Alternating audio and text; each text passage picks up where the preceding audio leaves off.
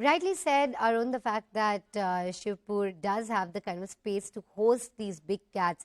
In fact, cheetahs can roam around 3,000 square kilometers, but they are in this small quarantine enclosure only to make sure that they acclimatize in our country, because it's been about 70 years since they've been making it their home.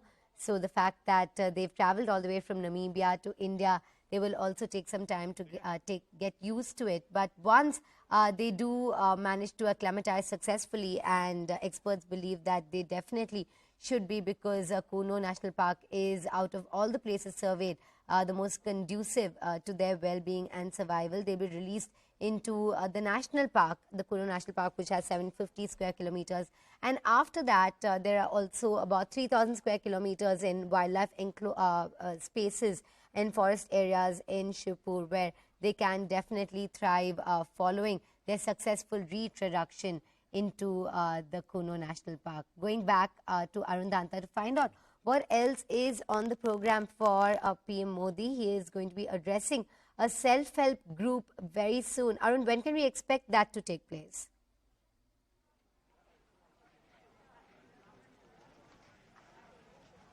Well, see, once Prime Minister Modi is done with the program in the Kuno National Park, then Prime Minister is going to arrive here at at a program where he will having that Sammelan dialogue with the women of self-help group, which is being organized by the state government. And in fact, the self-help group is something which is being provided help by the government of India under various schemes. And also Prime Minister Modi is expected to launch a few programs here for the tribal women. So that is also going to be very significant. And almost half an hour Prime Minister Modi is going to spend in the Kuno National Park. Then around one hour he'll be spending in this Sammelan. Massive arrangements have been made. A large number of women are expected to come for this program. So this is going to be the second program of Prime Minister Modi, and the focus, of course, is going to be women of this program. We had seen that how openly women have supported this government, especially Prime Minister Modi. The kind of support which Modi gets from the women voters, that is something which is very significant. And he also realizes this fact, and therefore on his birthday, when he's in Madhya Pradesh, he's also going to be part of this program as well, knowing very well that he has some other schedules as well, one after the other program. Still, he managed to have that conversation or that program in Kuno National Park for today on his birthday, when he's turning 72. And in fact, Prime Minister Modi, after finishing his Sammelan here in Madhya Pradesh, he will be heading back to Delhi at around 2:30 p.m. Then he'll be addressing a gathering of students of the ITI.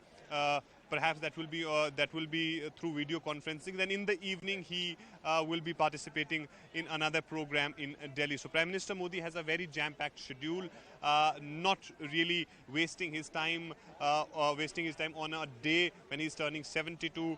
Really on the task, on the move, and one after the other event that he's attending.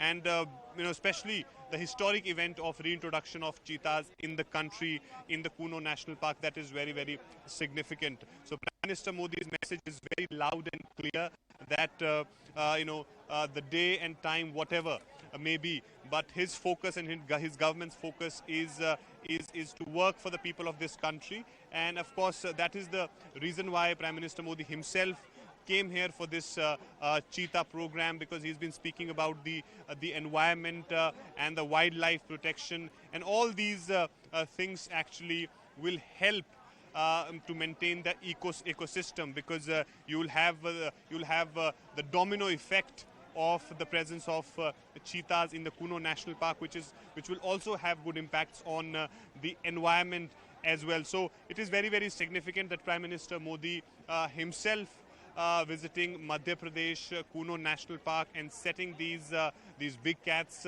on the lands of the country. And we will see, and everyone is expecting that the growth of the cheetahs will increase, the numbers of cheetahs will increase in coming few years, and this is just the beginning. That's what the government officials are telling us, that in few years you will see a growth in the number of cheetahs, because there was a time when country had a huge number of cheetahs presence in the country, but then of course people started hunting them and we had seen them diminishing. But now this is the new era, reintroduction, and perhaps it will be fruitful, and we'll see increase in the numbers of cheetahs in coming few years, and the efforts of course being made on the part of the government. But of course for the people it is also going to be very, very important, because they will be able to see cheetahs in the Kuno National Park, which will increase the value of this place,